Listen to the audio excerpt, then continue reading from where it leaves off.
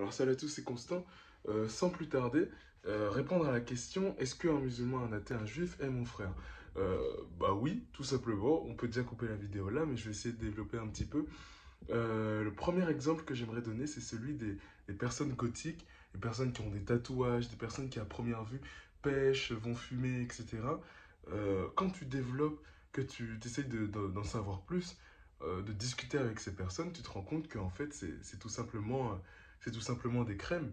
Et à l'inverse, généralement, chez des chrétiens, etc., tu peux te rendre compte qu'il peut y avoir de l'hypocrisie, il peut y avoir du jugement, etc. Je pense que ce qui change entre ces deux personnes-là, pour pas catégoriser évidemment, c'est pas des généralités que je fais, mais un petit peu quand même, parce que oui, c'est en partie vrai.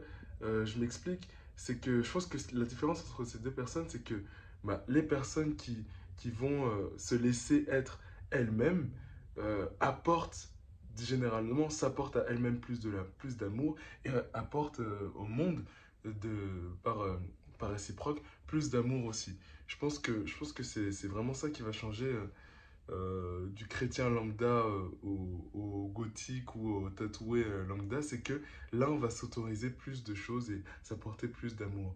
Et je dirais que oui, si on part du principe que le gothique, le tatouage n'est pas mon frère, ma soeur à cause de cette manière de s'habiller ou bien de ces tatouages-là, on met une fracture déjà entre nos frères et sœurs, parce qu'ils sont nos frères et sœurs, on met une fracture, on s'interdit d'aimer notre prochain.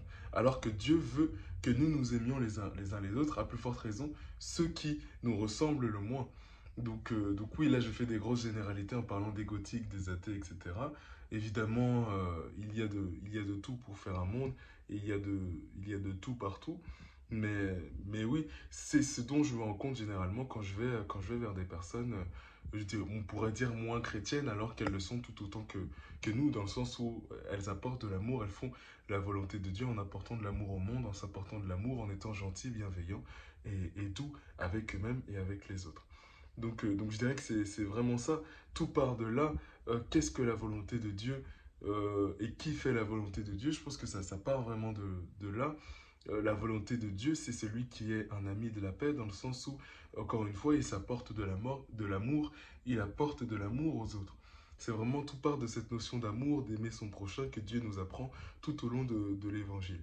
Et donc voilà, je dirais que c'est vraiment ça, la volonté de Dieu. Et à partir du moment où une personne le fait, l'exerce sans même connaître la personne de Dieu ou la personne de Jésus, elle fait la volonté de Dieu. Comme le dirait le livre aux Romains au chapitre 2, versets 13, 14, 15 par là, ils ont comme la loi de Dieu inscrit dans leur cœur. C'est un passage qui m'a énormément touché parce que c'est vrai, toutes ces personnes-là, sans forcément connaître Dieu, ont comme la loi de Dieu, cette loi d'amour, de bienveillance, de douceur, inscrit dans leur cœur et vivent selon ces principes-là d'amour et de bonté. Et puis une dernière chose, ce que j'aimerais dire, c'est en tant que chrétien, nous, en partant de nous, comment est-ce qu'on peut considérer l'autre comme autre chose que notre frère ou notre sœur, si on veut l'aimer, si on veut être proche de lui ou d'elle, si on veut lui apporter de l'amour, vous voyez, comment est-ce qu'on fait toutes ces choses que Jésus principalement et premièrement nous appelle à faire, nous appelle à être pour notre prochain, si on met une fracture, ah non, puisque tu es ça pour la société, puisque tu es musulman, puisque tu es athée aux yeux de la société, alors tu n'es pas mon frère, alors tu n'es pas ma sœur. Comment est-ce qu'on l'aime derrière? Tu n'es pas ma sœur, mais quand même, tu vois, c'est de l'amour sous condition. Ne sois plus athée, je te considère comme mon frère. C'est pas de cet amour-là c'est pas cet amour-là que Dieu veut pour nous. De manière inconditionnelle et de manière gratuite, Dieu veut qu'on apporte de l'amour au monde.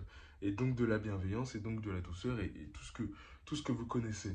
Donc voilà, je peux pas considérer la personne en face de moi comme autre chose que mon frère ou ma sœur. Et surtout, je peux pas savoir si elle, dans l'intimité ou quand on ne se voit pas, fait la volonté de Dieu, va parler à un sans-abri, va être bienveillant, amour autour d'elle. Vous voyez, il y a toutes ces choses-là qui entrent en compte. Je ne vais pas m'éterniser, vous m'avez compris. Je vous souhaite plein de bonnes choses. Soyez bénis, à très vite dans de nouvelles vidéos. C'était Constant. Salut!